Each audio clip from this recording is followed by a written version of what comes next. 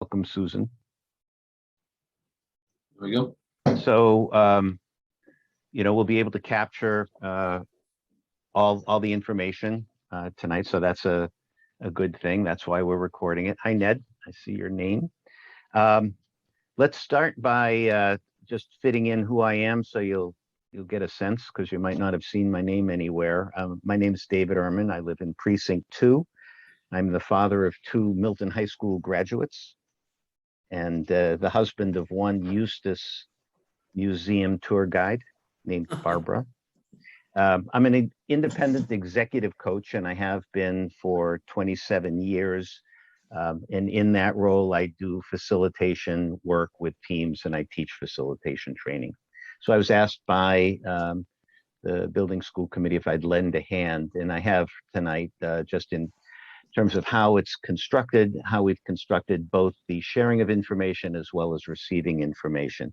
And that's really the goal for tonight, to share what we know, as sketchy as it may be. Some things we know very well, other things are unknown.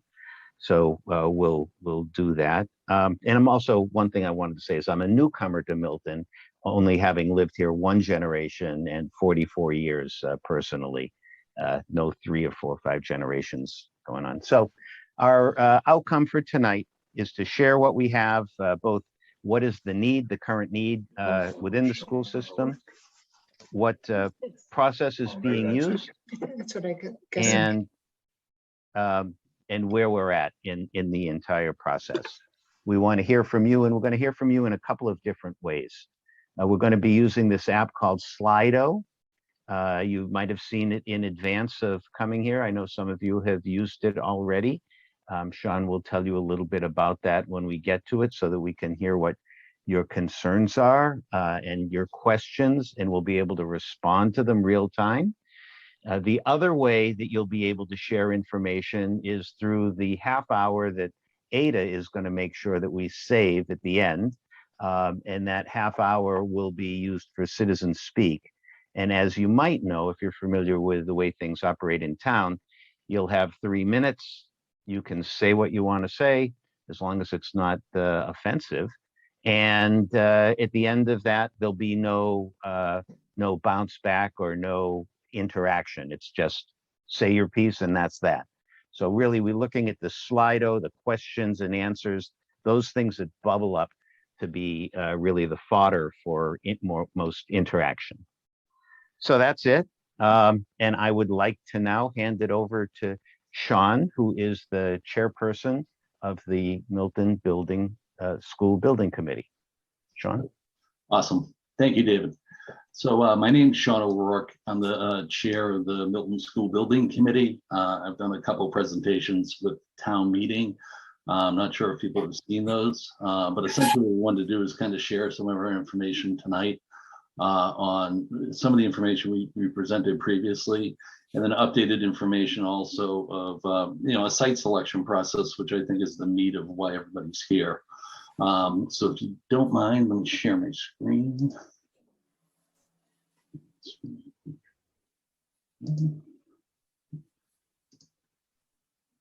There we go. And David, if you could just confirm if you've seen that. Perfect. Yep, looks good. All right. So, the agenda for tonight, what we're trying to do is, go over some introductions, let you know who our committee is and what we're comprised of. Also, to dive into a little bit the enrollment data that we've been gathering and developing. Along with that, again, the meat of the presentation of essentially looking at the site selection and how we've come to this site. And then after we kind of conclude that, is jump back into Slido a little bit for some question and answers and some polls. And then, as David said, at the end of it would essentially be a half hour of citizen speak to allow people to kind of enunciate, any of their concerns. So, as some of you might have seen on the invitation we provided, there was a link to a website, either through a QR code or through the website address with a participant ID. And essentially what we're trying to do from that is gather a little information from you guys originally, and then also make this a little more of an interactive presentation Not really just me sitting here talking for a half hour or anything like that. I'm sure by now, with COVID and everything, people are kind of zoomed out of meetings.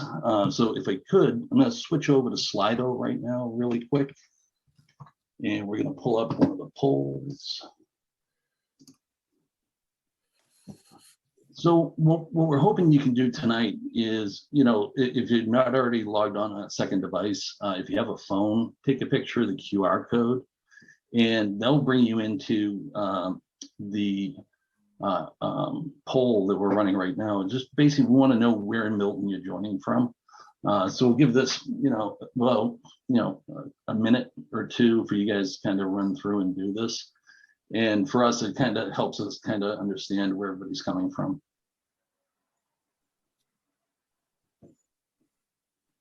And there we go, 6, 8.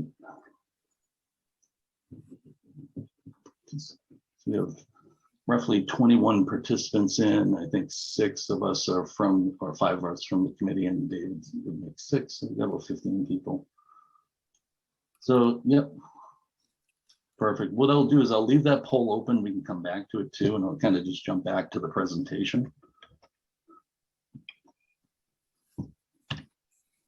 So our committee is made up of 9 members. It's kind of a mix of project managers, educational people, lawyers, and engineers. The top 5 that you see there, myself included, were appointed by the town moderator in spring of 2019.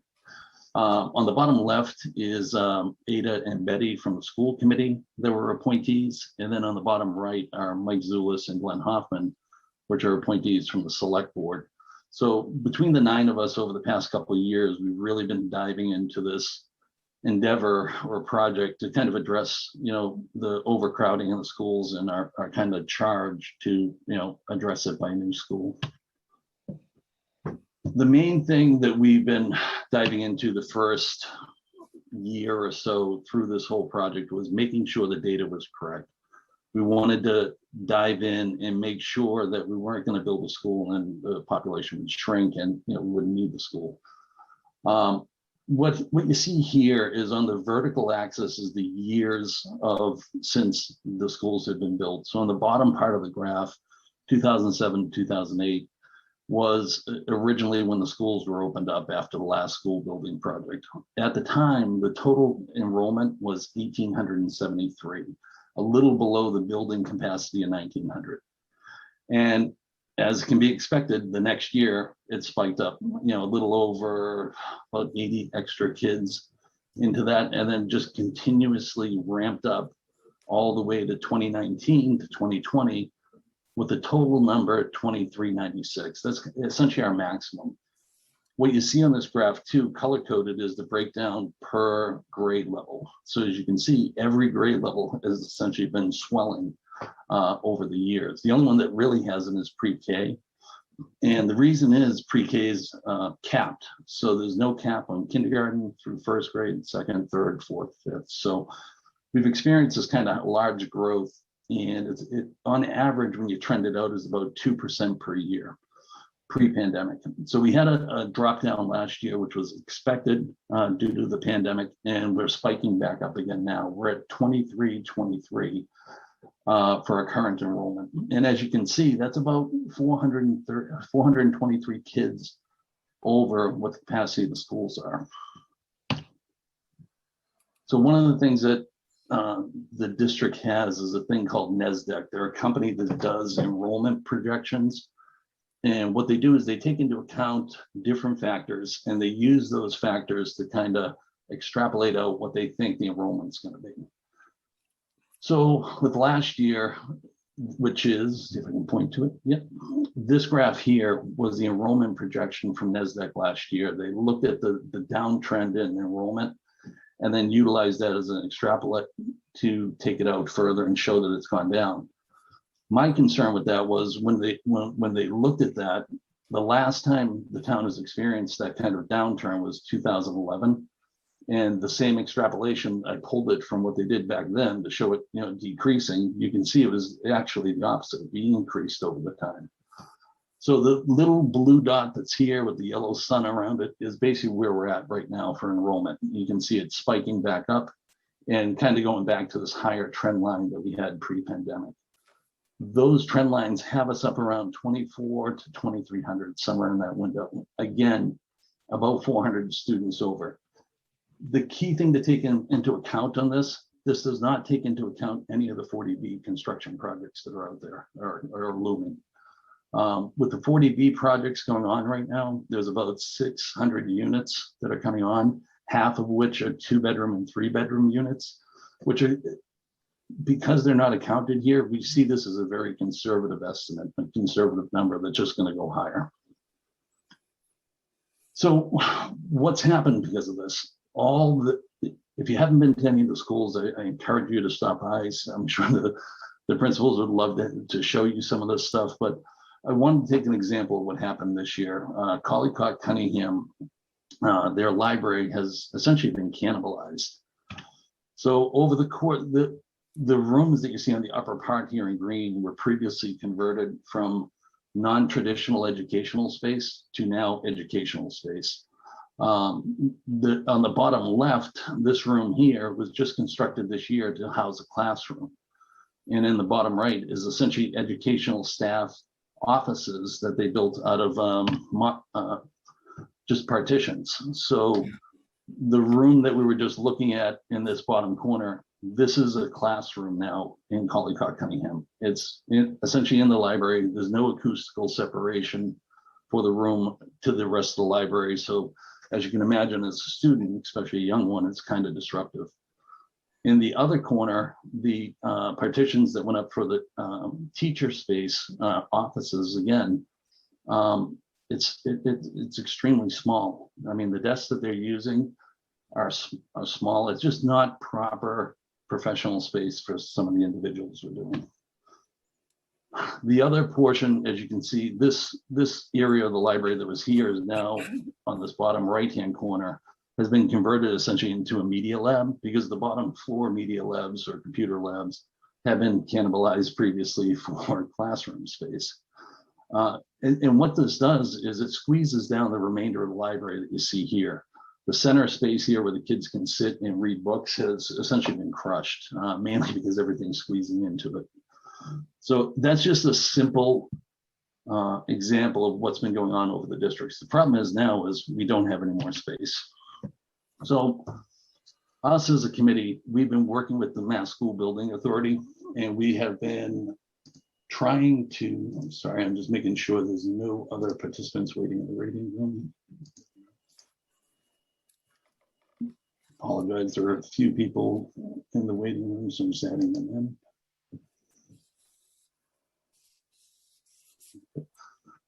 Sorry about that. It's tough running a presentation and moderating the Zoom call at the same time. But essentially what we've got is for the Mass School Building Authority, we have submitted our statement of interest to them.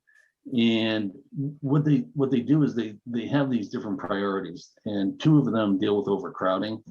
And we've submitted this to them to get into their core program for the construction of a new school. We're currently in a review period with them, and we're waiting to hear from them, hopefully within the next month. Jump back to this. So the final thing is, as I was saying, is with the classrooms already cannibalized and essentially not having any more space, our next steps are going to be modular classrooms. These are the only way that we can deal with the expansion that we're with the enrollment that we're experiencing. There's no more room in the existing buildings. So these are also going to cannibalize parking lots, playgrounds, and additional space like that. So, you know, the main reason we're here, I'm sure you guys are all interested, is site selection and what previous sites we've looked at before. And again, let me just admit a few more people.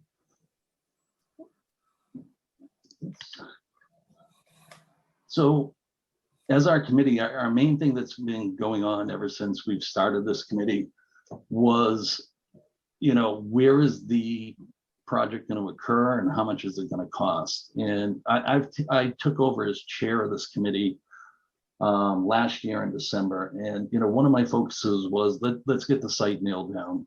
Costs are published by MSBA and we can get that, but I think until we get a site down. So my main focus essentially for the past year has been studying the maps around town and coming up with identified parcels. The town provided a list. Well, before that even, we issued an RFP openly for bidders that if people had portions of land that they wanted to sell off to us that we could purchase and use for this project. We put it out there and we had 0 responses.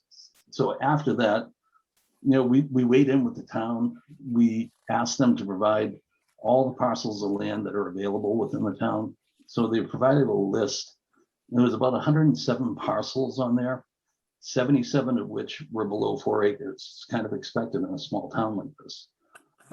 And 4 acres is kind of our threshold for what we feel we need to build this project properly. So there were essentially 30 remaining parcels, 5 of which are already schools on them, 4 of which are fields, park spaces. The other 11 are parcels of conservation or wetlands. And then the remaining 10 parcels are town parcels of town hall, police headquarters, cemetery. So not a lot of usable space for what was kind of left over. So we digested some of those. And then we also had other parcels that we were looking at too, that I'll touch on. Our first one was St. Mary's of the Hills. Initially for us, this was kind of our ideal place that we wanted to put it. There's already a school there. The traffic is kind of known because the school already being there. And what we're hoping to do is enter in with the Archdiocese on a 99-year ground lease. This was totally separate than what the fire building committee did. We weren't doing it in conjunction with them, but it was an idea that we came around with. The Archdiocese, when we met with them, were not open to a ground lease here. Mainly the elementary enrollment at St. Mary's was low at the time when we talked to them, but their preschool and daycare that was there was thriving and they were making a lot of money on that. So they wanted to hold the facility for that. Then when COVID hit, enrollment in parochial schools went through the roof, and now it's definitely off the table. So that was our initial one we looked at. Then we turned around on Brook Road. We looked across the street at Kelly Field. And, the idea there was take over a partial portion of the parkland, use it to develop a school on there across the street from St. Mary's of the Hills. We didn't really dive too deep in conceptual design, but just theoretical, could we put a school there or not? The next one we looked at was touching base back again with the Archdiocese. We talked to St. Pius, and they were open for a ground lease for the plot of land that's shown here in yellow.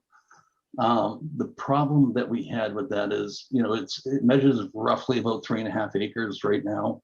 When you start putting setbacks and different things in there, it shrinks it down to, roughly about 3 acres. And again, our threshold to kind of do the school properly was about 4 acres. So with it being below that, we kind of dismissed it. The other one that came up, and this is kind of right in my backyard, was the access road town dump site. This site was, again, an initial one that we looked at. We thought it had a lot of promise, mainly because it's a large wooded area. There's not a lot of abutters, and it just lent itself that we thought it would work.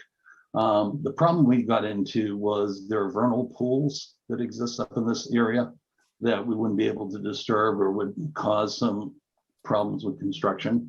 And then the other one are there essentially Indian artifacts in this general area that would trigger an archaeological review, which again could tie up the kind of timeline for what we're doing. And knowing the problems we're having with enrollment and our timeline, we're trying to get this done as quickly as possible. So the last one that we came to was a derivative from that list that I originally looked at, and it's the parcels that I think we're going to talk about tonight, which are D656A and D656B. So currently, D656A is south of Guile Road. It's essentially lamb conservation land that's there, and it's shown in blue. The yellow portion that you see there is the boundaries of D656B. As we worked with town council on this one, it was noted that there was a land swap that was done in early 2000 when the high school was being constructed and Guile Road extended down to Blue Hills Parkway. So to have Guile Road touch Blue Hills Parkway, it essentially bisected parcel D656A, the area that looks like a hockey stick, and in yellow and red. And it was swapped for a portion of D656B in the upper right-hand corner, which is the, if you want to call it, the blade of the hockey stick that extends out. The problem was that land swap was never recorded, so that the Registry of Deeds does not have this. So we're working with town council right now and BSC group to kind of resurvey this area, re-record the land. And then when that's done, you know, our hope for this, our intent would be to perform a land swap to push the conservation land over to D656A and create essentially a new parcel for the school south of Guile Road. So we met with some neighbors originally, and some of you, there's one in the waiting room. Let me just add him, please. Sorry. So previously, or over the past couple of weeks, I've met with a few of the neighbors or from this area. And the main question for them has been, you know, what does the school look like? Where is it going? How big is it? And stuff like that. And we're just not at that level yet. And we want input from you guys as part of this process. We really, I would feel awkward if I went into a meeting and said, this is what we're building here. You know, we want this input, and that's why we're having these meetings right now. So at our last school building committee meeting, we have engaged with DRA architects. They're the ones that did the previous school building projects. And they're going to start working with us to develop some conceptual designs for the site. Once that's done, the kind of process goes into kind of a detailed design that you'll see that gets bid out to construction documents, and construction will start. And then at the end, down the bottom is, you know, what we hope to build, like a nice, clean, tech savvy school. And if you notice, you know, the pictures of that are kind of what we're striving for this project. The pictures that you were seeing previously at Collecott Cunningham are what we're trying to get away from. So again, what we're going to do now, and David, I'll turn it over to you to kind of MC this. We're going to jump over to the Slido polls again. I'm going to open up a couple of them that are there, and again, just try to get some audience participation. Well, thank you very much, Sean. I know that the presentation, there's a lot of information there, a lot of unknowns, but we want to really hear from you, and we're going to do it in a controlled fashion. And again, for those who joined late, we're going to be using Slido. We're going to have question and answer. We're going to do word cloud, and the last half hour is being reserved for citizen speak, in case you missed that at the beginning. So if you go to Slido, you'll see the question for our live poll is, given that we want the best for the children, what attributes would you like to see integrated into a new educational facility? What are the attributes that in a new facility that you'd like? So go ahead and fill that in Slido.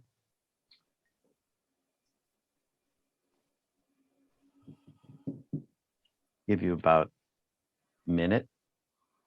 Can you hear me? Yes, hi, Ned. Yeah. Hi, how you doing? I can't get into Slido here. We're having some technical difficulties over at Home Inc. Okay. We have a number of questions about the process that we'd like to ask. Okay. And I don't know how you want to handle that, because well, right now, for this part right now, we're looking at attributes for the school, but when we get to the questions and answers, when we get to that portion, then we can invite you in to ask the questions. Would that work for you? That'd Yep. be great. I'm with Okay. 5 other gentlemen from Home Inc. And obviously they are a concerned abutter. Absolutely. Key stakeholder. Yep. Thank you. Yep. You bet. All right. Sean, if you could show the attributes and show the results of that.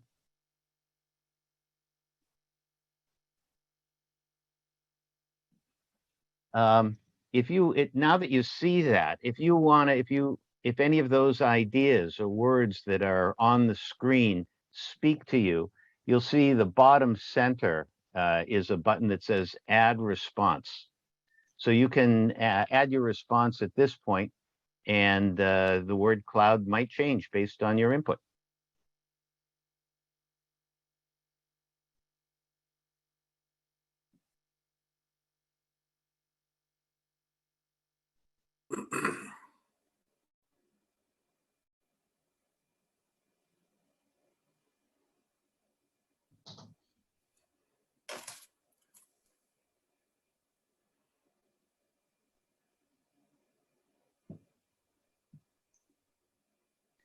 One of the challenges here is obviously in a setting like this, it's hard to have a small group discussion. But I think it's very important for the building committee to see the elements, attributes that matter in an ideal school environment, and diversity and technology tend to be the ones that are showing up right now. Well, and there's a lot of other things as well. Yeah, and if we were in a room, or the old-fashioned kind of way of people meeting, I'd probably push the technology with state of the art and query whether that's one and the same or whether that's different. But given the constraints of what we have, I think that's real good, including a dog park. There you go. Good. All right, so we'll leave this open, Sean, Yeah. and let it grow and develop, and maybe we can. I want to make sure we get back to Ned with plenty of time, and want to get to the questions and answer portion, and maybe it's appropriate to go there now. Yeah, I think so. So, with this, I'll switch it over to the Q&A. Okay. And so, what we'll try to do, the way the Slido application works too. If there are certain questions that you see on here that you like, you can vote for them to kind of push them to the top. But I think we'll be able to get to every question. The other part of it, we tried to utilize this application too for people that may not be comfortable speaking publicly, so that way you still had a voice to ask a question or like a question that's already there. So, I've utilized it. I've participated in this a couple times at conferences. So I hope it's working well for people, and we hope that it's not too much technology for them. Okay. Well, before we get to the where the technology is challenged over at Home Inc. right now, let's take a couple of the top 2 that I see here. Yep. And if I'm not mistaken, the top one from Anonymous is, what will be the cost of the new school, and how will the town pay for it? Yeah, so like I said, the 2 top questions are, where is the school going and how much will it cost? We've had some original estimates done by DRA, and they were done back in 2018 as part of the new study that we're doing. We're going to have them provide some updated ones, but also I know Carrie Hurley's been assisting with a lot of this stuff too, so I don't want to be the only one on the panel talking. So Carrie, if you could kind of chime in a little bit on this. Sure. So like Sean was beginning to say, we've had a lot of help from DRA over the past couple of years, looking at other projects that they've done, comparing those, and then just giving us general estimates. And the most recent estimate we have is from, I believe, 2018. They had originally told us a ballpark number of about 50 million. And that is just the sheer construction cost. So not, soft costs associated with, designing the space, or any of the exploratory expenses that come along with it. And as Sean said, obviously that's going to have to be adjusted for current construction costs. But there's also on the MSBA website, they show all of the projects around Massachusetts and the current construction costs. So we keep a close eye on that as we're in this project. That's kind of been our reference, so to speak, as we internally talk about this.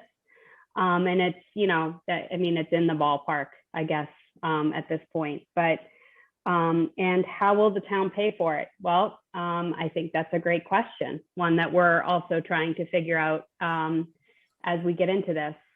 We are, as Sean had mentioned earlier in the presentation, we're actively engaged with MSBA of applying for funding through that group. We're keeping our eye on any federal opportunities with the infrastructure and upcoming bills. And then, it's obviously going to have to come back to the town for discussions as to how we fund it. So, that's something that's going to continue to be a discussion point. So I wish I had a better answer, but it's a work in progress, essentially. So. Thank you. Thank you, Yeah. Carrie. It seems like an honest answer. And let's go to the next question. 3 people seem to like it. What are the reasons for increase of elementary students in town? Do you anticipate the need for expansion or new building for Pierce and the high school? Who should take that one? So David, if you could send that over to Ada, and then I can chime in at the end of it. Okay, take it away, Ada. Okay, thank you, David. Well, the reasons for the increase of elementary students in town is because of the growth that Sean has referred to since our last school building project. A lot of people were drawn to the town of Milton because of our location with proximity to Boston and the Blue Hills. The quality of our schools is a key element that drew a lot of families here. And a lot of folks came here with young children and had more children when they got here. So that's where most of the new families that have moved here since 2007, 2008, when the buildings were built, came with young children who are now moving through the grades. And the continuation of your question about anticipating the need for expansion or new buildings for Pierce and the high school, and we are starting to see that growth trickling up to Pierce for sure, and high school is feeling some growing pains as well. So that's something that we've been talking about in school building committee, and there will be a meeting with the school committee on October 6th, where school building committee will be coming to talk with school committee about that program of what kind of a school will we build. Our original vote by both the school committee and the school building committee was to build a new elementary school. And we're keeping open and flexible about that. And we'll discuss that further. And I encourage you all to join and watch that meeting, because it will be an interesting discussion. Thank you, Ada. And Sean, you said you wanted to add a little bit. Yeah, just on the enrollment numbers that was showing before, that kind of graph, there are much more granular details, so that when you look at it grade by grade and then overlay real estate transactions in the town, and they overlap each other identically. I mean, when you have spikes in the real estate transactions of the town, the following year in kindergarten and first grade, there are big upticks of students that jump into the town. The other part that we're talking about too is, like, we've been able to kind of trend that data a little bit. The 40B stuff, we don't know what that impact's going to be on the schools. So the taking that 2% growth that I was talking about pre-pandemic and extrapolating that over the next couple of years, it's troublesome. And creating an additional elementary school that's going to feed into the middle school, we're looking at that. And as Ada said, I would encourage all of you to kind of tune into that school committee meeting, and we'll be addressing a lot of it during that. Great. Thank you, Sean. Mhm. The next, I want to acknowledge the point of view rather than a question, but 3 people signified it as being important. So we'll state it, but don't necessarily need to respond. But the point of view is I'm against swapping of conservation land.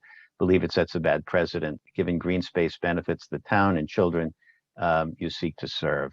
Alternative sites, and I do think you certainly spoke about alternative sites in your presentation, Sean, so thank you for that. What impacts do you anticipate for Blue Hills Parkway beside the loss of 8 acres of public town forest land? Yeah, so Oh, I just want to say one thing because I happen to have picked this up.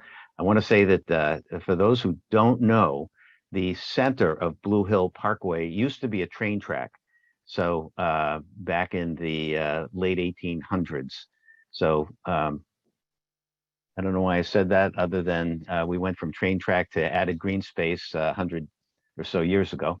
But there you go. Okay, Sean. yeah, I mean, the obvious one is going to be traffic with the schools during pickup and drop off times, obviously, because it would add additional buses and parents picking up and dropping off. Outside of that part of town, I'm not that familiar with as far as Blue Hills Parkway, the existing traffic congestion there. But as we get into this whole project, we obviously aren't going to be able to provide all the answers tonight, but we'll be engaging as part of those soft costs Kerry was talking about, professionals to do traffic studies, traffic mitigation, and some of the other concerns that are coming up. So, while tonight we might not have all the answers for you, we're using this platform to gather all this information. So when we do meet with the professionals, we can kind of relay some of this information for you. I would assume that the next question, what environmental impacts might be caused by the deforestation of that land, is the same kind of to be found out later. Correct. So yeah, a few of the neighbors that I met with has brought that up as a concern. Again, as we start engaging civil engineers and others of the like, we'll be, if this is a concern, is every project has a list of concerns, and the engineers, like I'm an engineer by trade, and every project we get on, there are a list of concerns that come up. And during the course of those projects, you need to address them or be aware of them, especially as they affect communities. So we appreciate your comments on this, and I don't mean to dismiss it. We just don't have the answers right now, but we acknowledge it. All right, so maybe it makes sense now. I think I scanned the other questions, and I think you've addressed or touched most of them. If anyone sees some element in the question from the team that we haven't hit, please flag me. But I want to make sure that Ned Corcoran has a chance, given that they were having some technological problems. And I know you had some questions, Ned. And are you speaking as Ned Corcoran, Milton town resident, or are you speaking in some other capacity?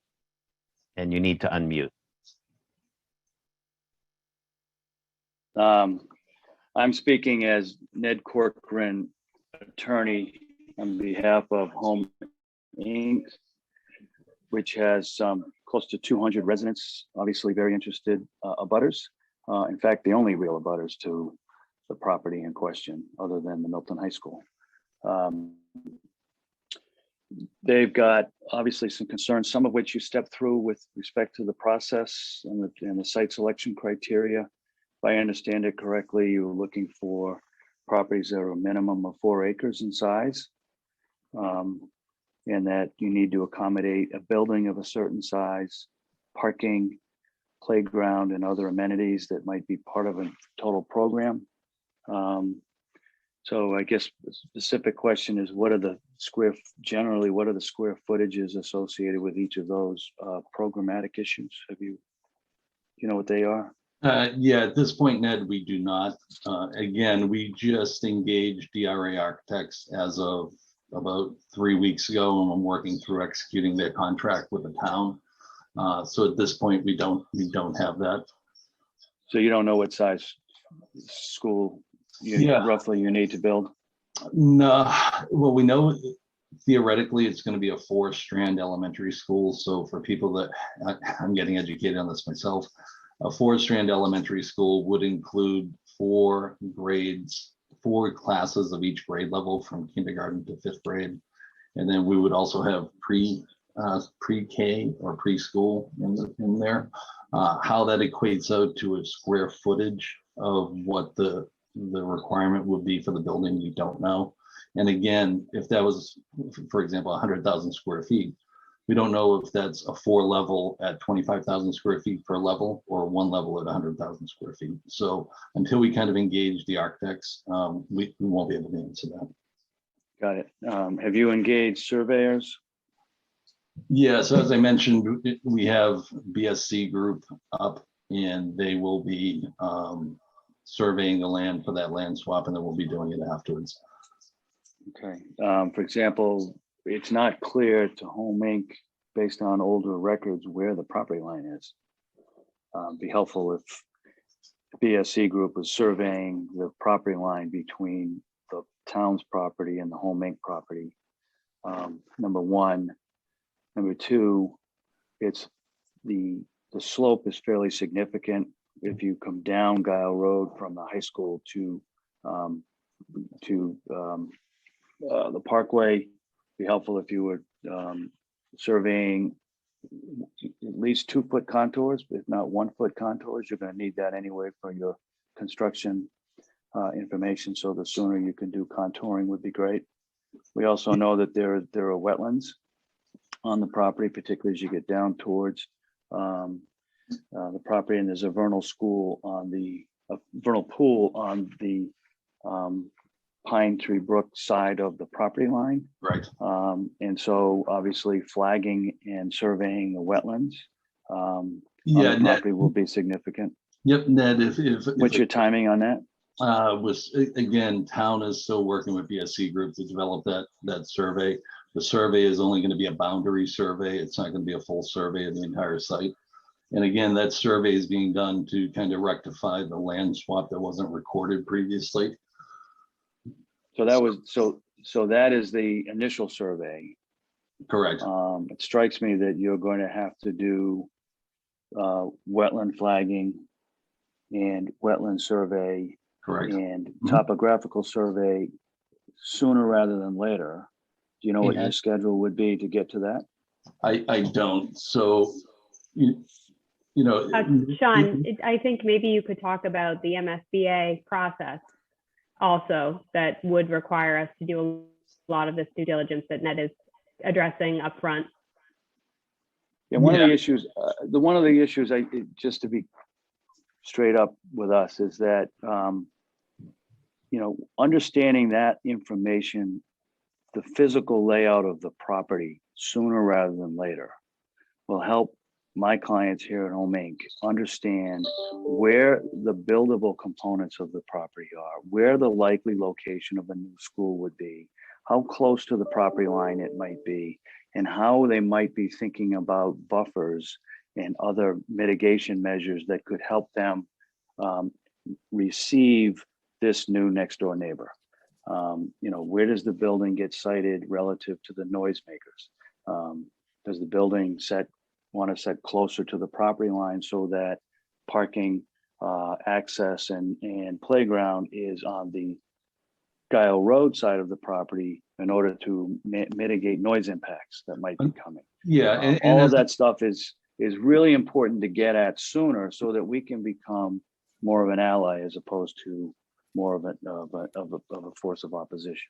Yeah, and I agree, Ned. And this is going to be a long project. This is not going to occur within the next 2 or 3 months. All those issues you're raising, as I've been stating, continuously, and it's the same for everybody on this call. I want this to be a collaborative effort. I really do. I mean, we're all, members of the town. We're doing this for the children of the town. So I don't want to do this as a, here's our project, this is what we're doing. We want to hear everybody's concerns. If I could, David, I would like to go back to some of the questions that were there because people did take time to kind of pose them. Oh, yeah. You know what I mean? And Ned, also, I don't mean to cut off. I'm leaving my email at the end of this. As you know, I'm open to meet with anybody and everybody, one-on-one as needed to kind of go over some of this stuff. But just kind of in the interest of some of the other people that are on the call and have posted questions, I do kind of want to get to them as we're going along. Okay, That's sure. fine. I appreciate the time that you've given me. I just am highlighting the fact that with respect to this property, you have one abutter. And that abutter has real concerns. And I think you need to focus on how this property might lay out as you start to address that with this abutter. Yep. Thank you. Great. No Thanks, problem. Ned. No, thank you. All right.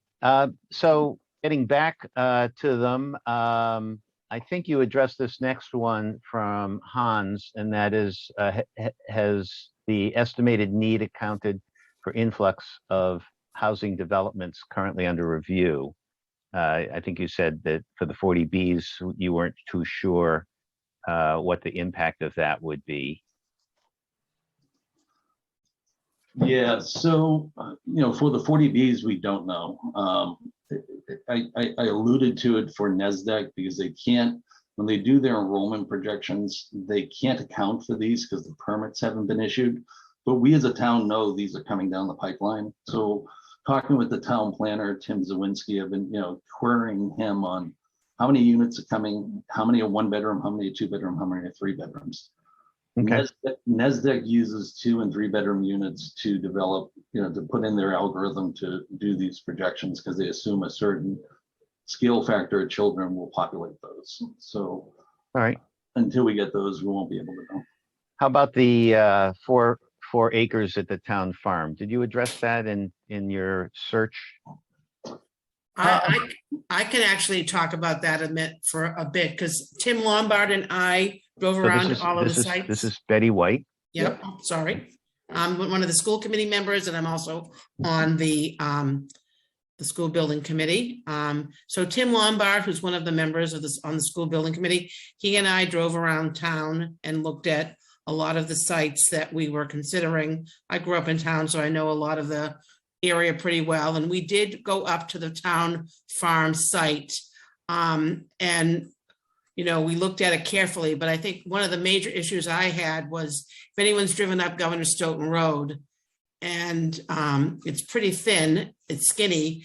And the idea of a school bus and cars going 2 ways up there back and forth for a drop off and pickup just seemed to make the access to that site impossible. And I know that some of the roadway is owned by the property owners on Governor Stoughton Road, so we couldn't like expand that street with because we don't really own that property. So that was one of the major reasons that site, although we looked at it, wasn't high on our list. Thank you, Betty. John Rowe asks the question, why is the state not participating with the cost? It is my understanding that the state said that we do not need a new elementary school. Mr. Chairperson? Yeah, so the state is participating with us. What it is there's a process to it. So there's an application process for what's called a statement of interest. And the statement of interest, as I alluded to earlier, has certain priorities that you have to list. Ours are both overcrowding. Through that application, there's a review process that the state, weighs this against all the other applications. So for example, last year when we submitted, there was a lot of other applicants there. We made it through the first round of, lack of a better word, a filter process for it. And then as it went into the final selection, we didn't get selected. However, we were allowed to resubmit again for this year. Through talking with MSBA, there's a lower kind of number of applications this year, so it's not as competitive. But we are trying to work with the state on this. There's not that direct contract with them until we get accepted into their program. Great. Can the new Community Preservation Act help us find an alternative site, one that preserves and saves designated and intact conservation? And it moved on me. No, sorry about that. I was just Oh, trying to make some of them you up. did it. Oh, You're testing my skill, Sean. I know. I'm learning as I'm going along. I apologize, but the Community Preservation Act, I'm not as in tune with this. I did vote for it. This would be something I think that would fall out of the kind of purview of our committee, and kind of fall on to the select board, or if there's a committee for the Community Preservation Act. But up till now, the sites we've tried to find in the town just don't exist, for what we're looking at. I mean, if people have sites that they know of that I hadn't kind of, gone over tonight, I'd happily listen to them. How about this question, Sean? An acre of forest captures a ton of CO2 per year. Therefore, should a CO2 sequestration impact study be done to access the land's environmental value? So the funny thing is, last week I spent the entire week out at Green Build, which is the U.S. Green Building Council's annual conference, international conference in San Diego. Carbon is kind of the new talk for any construction project, whether it's carbon emissions or embodied carbon that goes into every project. Architects, structural engineers, mechanical, electrical, I'm electrical. The entire community of engineering is well aware of this stuff. And these kind of things get brought up during their design processes. Again, we're not there right now, but it is something that we'll take into account of, chopping down that amount of acreage of trees. How does that contribute into the carbon equation of the entire project? But as of right now, again, we're kind of at that initial stage that we can't answer that. Okay, I want to be sensitive to both the existing questions as well as honor that 30 minutes for Time. Yeah, we have 1 minute left. Okay, one more quickie. Let's go to is the intention to build a new school and close an existing school, particularly Tucker? Is that the plan? That is not the plan. So that's been enunciated a number of times at some of our meetings, and I think it might have been something left over from an old study previously talking about Tucker. The concern with that would be that if we closed Tucker and had to build another school, we'd have to build a much bigger school to do this. The amount of land that we need and the additional stuff there, where we're already tight and can't find space, we wouldn't be able to find more space. Right. So the intent too that we're looking at is when we develop this new educational facility and we free up space at the old ones, it's going to make them a little bit better. And the parity then comes into, we'll have this new school. How do we make the other schools kind of rise to that same level? So we're aware of that, but no, there is no plan for us that we're investigating of closing Tucker. Great. Well, thank you. Thank you very much for the questions and answers. And Ada, thank you for the timekeeping. I'd like to direct everyone to the hand raised at the bottom of the window. If you raise your hand, I or someone will call your name, and you'll then unmute, and you'll have up to 3 minutes to speak. Well, Hans, there you are. Hi.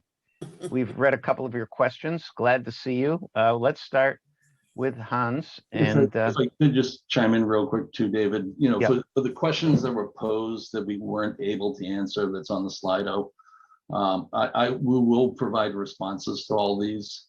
maybe through the Facebook page or? No, we'll touch on the Facebook page, but that's not for back and forth. Okay. What I'll try to do is somehow issue responses to all the questions that came up formally, just so people can have them. Thank you. No Thank you. problem. Very generous of you. Let's go to Hans. Did that You have 3 count minutes. against that count against my 3 minutes, or does it start now? Let me bring it to the committee and we'll see. No. No. So let me just get into it. So my name's Hans Van Lingen. I am a member of the Milton Conservation Commission, although I am not here representing the Conservation Commission. I am also an abutter. I live at 400 Blue Hills Parkway. Probably one of the closer abutters that you'll see. I am in favor of this concept. The land swap process may be complicated, but with the right consultants, I think you can work through it.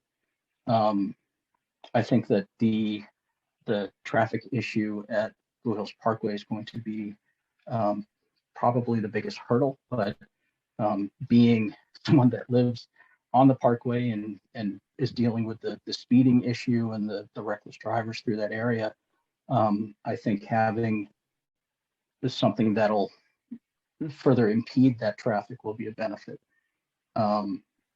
So, that being said, I want to let you know that I'm in favor of the project, and if there's anything that I can do to help, please let me know. Speaking as a former environmental consultant and environmental planner. Thank you, Hans. Thank you. Nice to meet you. Let's hear from Philip. I see your hand is up.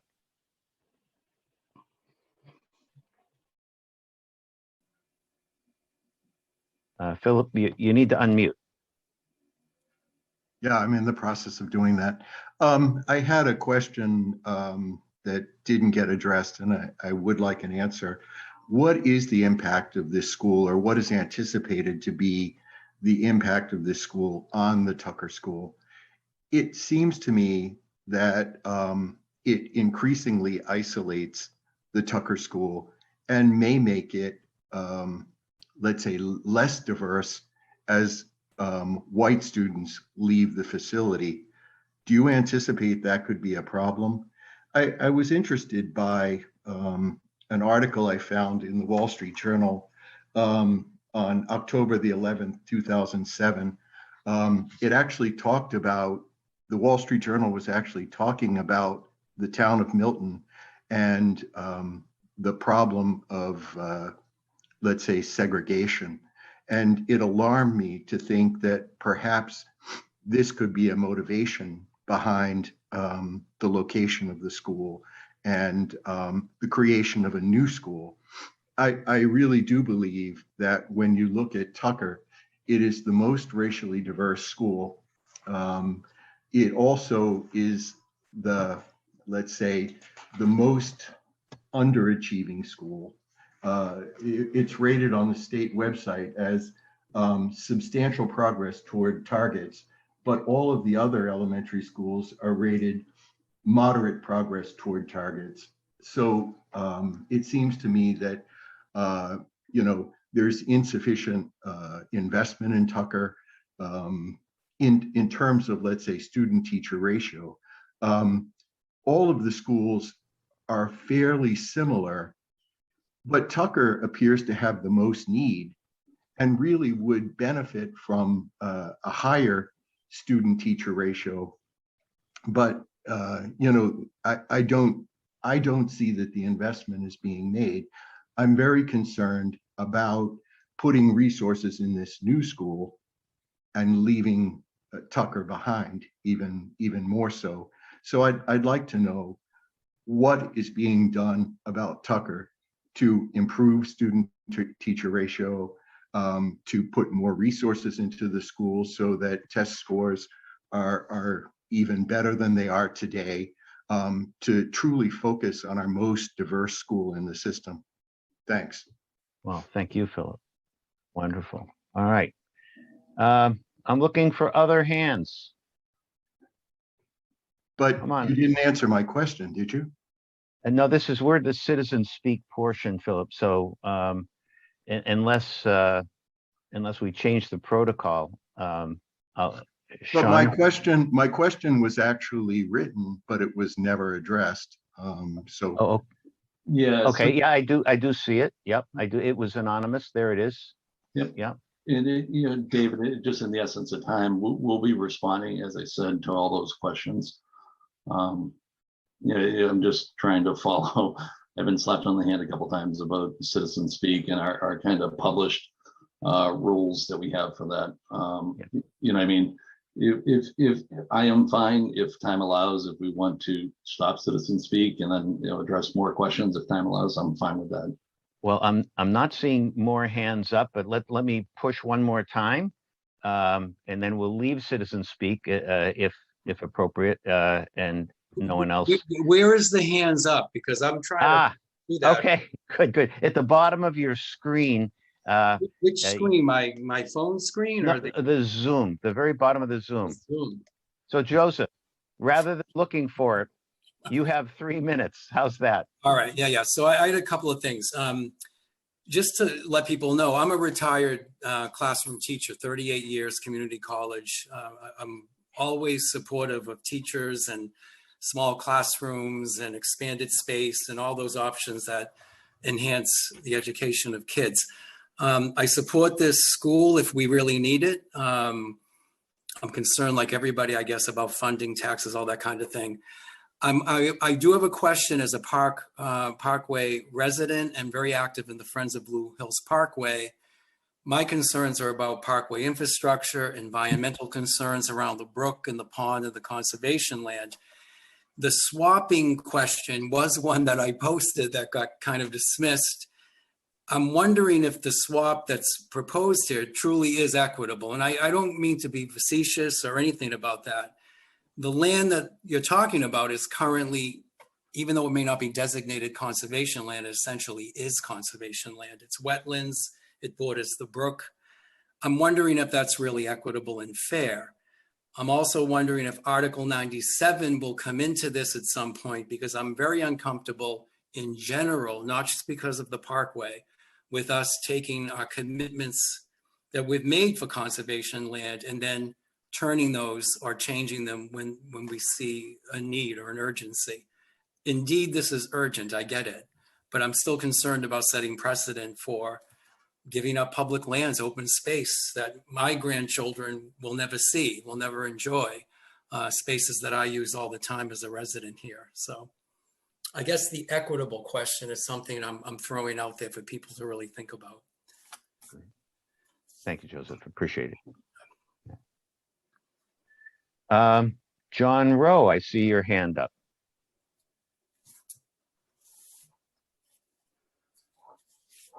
Unmute, John, if you would. There you go. Hi. Yeah. Hi. Good evening. Thank you. Yeah. Quick question. How many people of color are on this committee?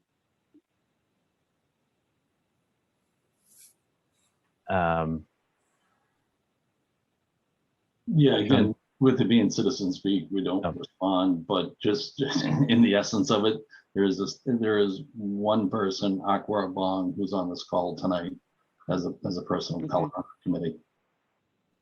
Okay. All right. Just thank you. Yeah, I mean, David, it just might be better to kind of end citizen speak so we can kind of address a couple of questions. Okay, should we go to Tom Palmer first, because his hand is up, and then we'll end citizen speak. Hi, it's actually Linda Palmer. We're sitting together. Cool. Oh, hi, Linda. Hello, how are you? I'm good. We know one another. Yeah. And I'm trying to phrase this as something you don't have to answer immediately. Thank you. Is it possible to share the list of sites that were considered but rejected? Yep. You responded, Sean. Said yeah. Or would you please share the list so that we can, if there are issues with any particular site that was rejected, we could work on perhaps resolving those perceived issues. Okay. Thank you very much for that. And so why don't we end citizen speak? Yeah, John, do you? Yeah. Okay. So we'll end citizen speak. So that's over with. And now we can get a response to the question about equity at Tucker, if I'm not mistaken. The concern was that diversity is an issue, and the concern that, you know, with test scores and everything, Tucker, we want to make sure that Tucker's getting what it needs. So, Yep. Sean, may I take that question? Yeah, go for it, Aqua. Okay. Hi, Phil. I hope you can see me. My name is Aqua Ebong. I'm an engineer and environmentalist, and my son just graduated from Tucker. He got such a good education that he was admitted into Milton Academy, and in his class there were only 2 other kids from the Milton schools. Both came from Tucker. We participated, my wife and I, who is a school administrator, a professor at the Northeastern University. We participated in Tucker to help raise the standards there, worked very well with the school. And I'm surprised that the reports show that Tucker is not performing as well as the other schools. I can almost say that my son can compete with any other 6th grader anywhere, trained any place. But I hear your concern, and I am on the committee, and believe me, that's a major concern for me, that resources is not being moved from this school to other schools. It's even possible that at the end of the process, it may not be another primary school. We're looking at the best way to serve this community and solve the problem of overcrowding. So be rest assured that you have a representative at the table. And it's not that easy to push me aside. And I'm working really well with collaborative parents. Everybody has a good interest in ensuring that every child in this community has the best education they can get. I hope that gives you some comfort. And could I also add that I'm a current Tucker parent. I'm also on the school building committee. I'm also on the Tucker Site Council. So I'm heavily engaged in everything going on at Tucker Elementary School. I went to Tucker Elementary School. I don't want to see anything happen or have it degraded in any way. So that is certainly a high priority for our group to make sure that across this process, it's equitable and fair for everyone.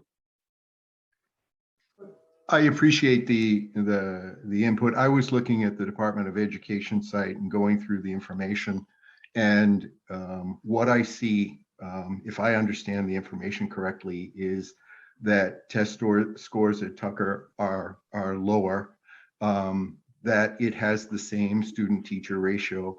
It's the oldest facility in the system, and I think all of that needs to be taken into consideration when you look at a new school. Additionally, as I mentioned in the Milton Times, I worry that there's a tremendous cost to a new facility. There's going to be, in addition to teachers, administrators and support staff. And I always wonder, couldn't we consolidate, in order to save money? We have fire stations being built. That's a tremendous cost to the town. Now we're talking about a new elementary school. I think there's a limit to what the residents of the town can sustain. But at the end of the day, my concern is highest with Tucker and fairness to the students of Tucker more than anything else. Thank you. Thank you very much, Philip. Let's see. So, Sean, I want a little help here. Susan has her hand up, and Susan is maybe she and Citizen Speak is over.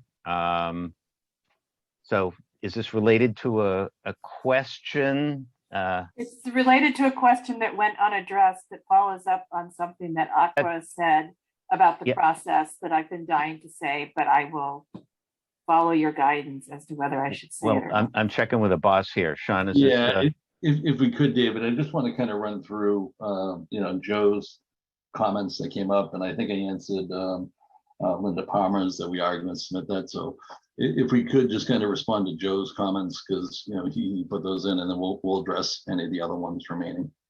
So I'm trying to find Joe's comments? Yeah, they were more verbal, I think, rather than written on the Slido. So, Okay, go ahead. Joe's take on it is, and we, I know Joe from meeting with him previously, and I've heard his concerns. Hey, Joe. So, yeah, so the land swap that we're talking about, Joe, the parcel of land we'd be swapping it for is currently not conservation land legally. And, Joe's take on it is that it lends itself to be conservation land just by abutting the brook, having some wetlands within it, which is the exact reason why when we started out this process, we said that would be better served as conservation land. Again, knowing that it wasn't legally conservation land, it lent itself to that swap. And knowing the precedent of there was already a land swap that was done for it, set precedent for it.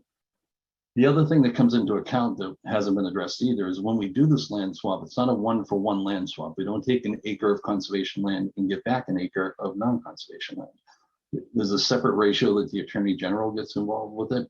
So while we will take for quote unquote an acre of conservation land, we'll be giving back more than an acre of conservation land. I'm working with the town right now to identify additional parcels that are out there that are not conservation land and identify those to kind of add into this equation when we sit down and barter with the Attorney General to offer up those additional parcels. So the land swap is complicated, to say the least. It's not going to be an easy, we're taking this land and swapping it across Gow Road for the other property. There's going to be other properties around the town that are going to turn into conservation land that currently aren't. The Article 97 portion of it, it is partially how we have to do this. So the process to do this land swap is we have to present an article at the town meeting. There'll be a vote. If it passes by a 2/3 majority, it then goes to the state legislature.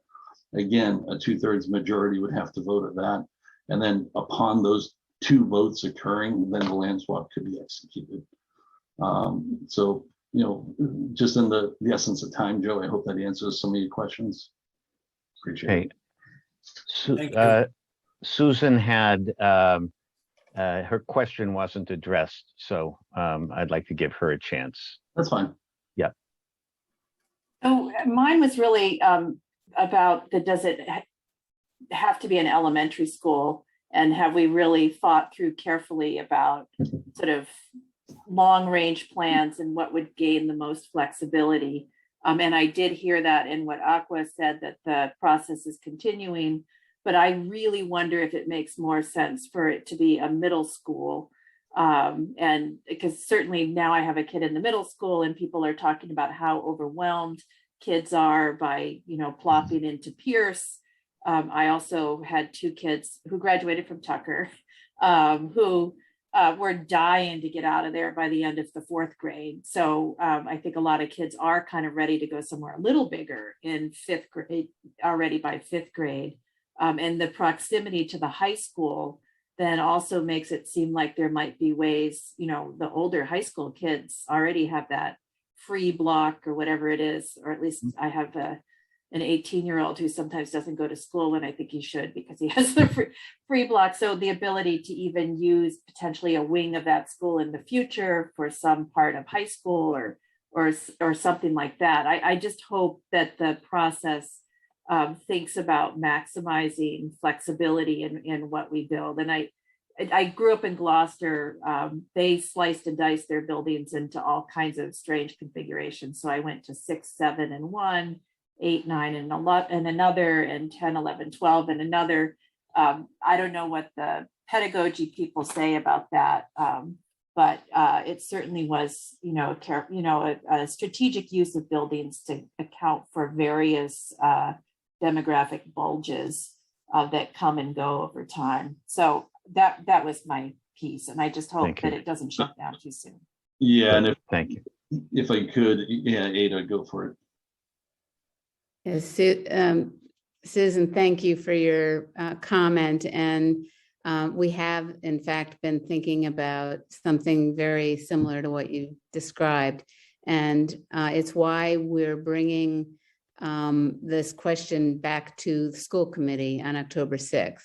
There will be a meeting with Sean O'Rourke from School Building Committee, and Betty White and I are on School Building Committee and School Committee. But the decision about the program and whatever we build belongs to the school committee. And so we need to discuss it with the school committee. And the original votes were for a new elementary school, and those were 2 years ago.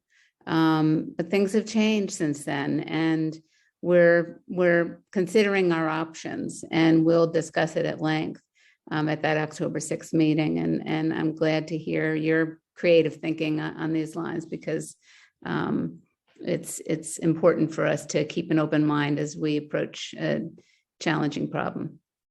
So thank you. So David, it looks like we have a couple of hands raised. If you just want to call on each person, I'll do my best. Okay, they may be residual hands that never went down, but let's we'll start with Philip.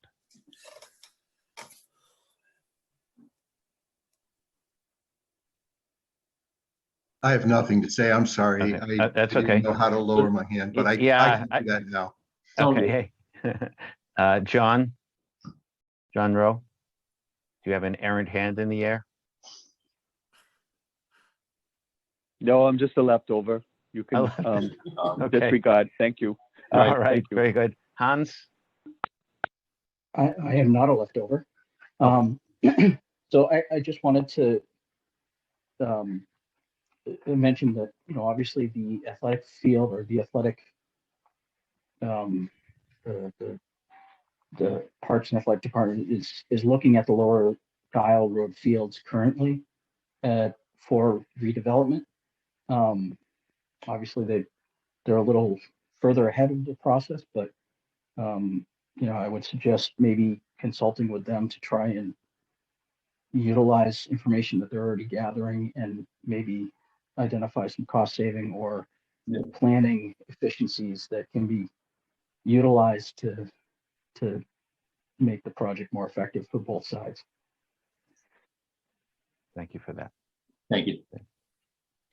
All right, Sean, do you want to wrap this up, or? Yeah, I think the last thing would just essentially, I think, be my contact. And let's present real quick. Sorry. Let me just remind you before the contact information that next Tuesday night, the 5th, we have another one of these sessions. Basically, the content will be the same, but if something comes to mind and you want to be part of it, or send a neighbor, please go right ahead. Hey, Sean. Nancy has her hand up. Hi, I apologize if this has been answered, but I was curious as to what school year this would be expected to affect first, or? Yeah, good question. So timeline on this project right now, there's essentially two timelines that I look at. If we get accepted with MSBA, there's essentially a process with them that with modules that essentially a lot of paperwork that we'd have to follow that makes us eligible for their reimbursements.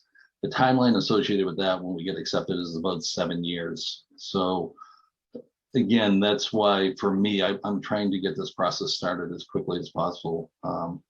The other way that I've looked at this is foregoing MSBA and doing this on our own without a reimbursement. And the reasoning for that is that 7-year timeline, if we can cut that timeline down by 3 years, say 4 years, if we did this on our own, and eliminate some of that paperwork I was talking about, the residual costs of those last 3 years might outweigh what our reimbursement rate is going to be.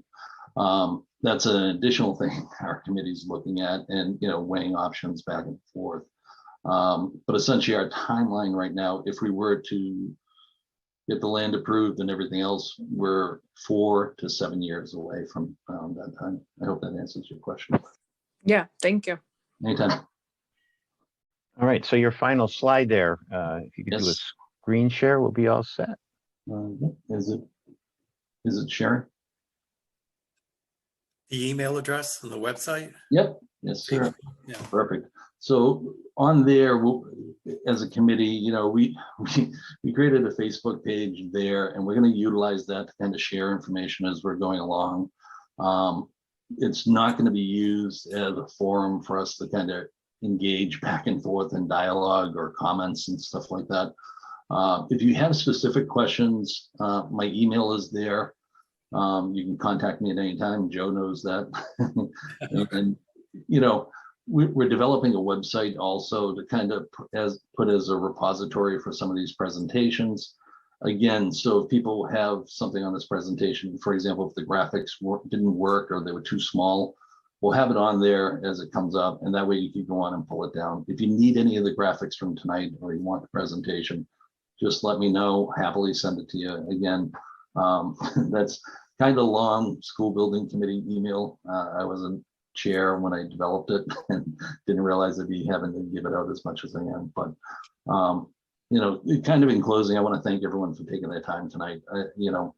We appreciate all your feedback, and we hope the Slido app helped. We hope some of that stuff worked, and we welcome you to come back next week if some of the questions haven't been answered or if there's more things that kind of pop in your head.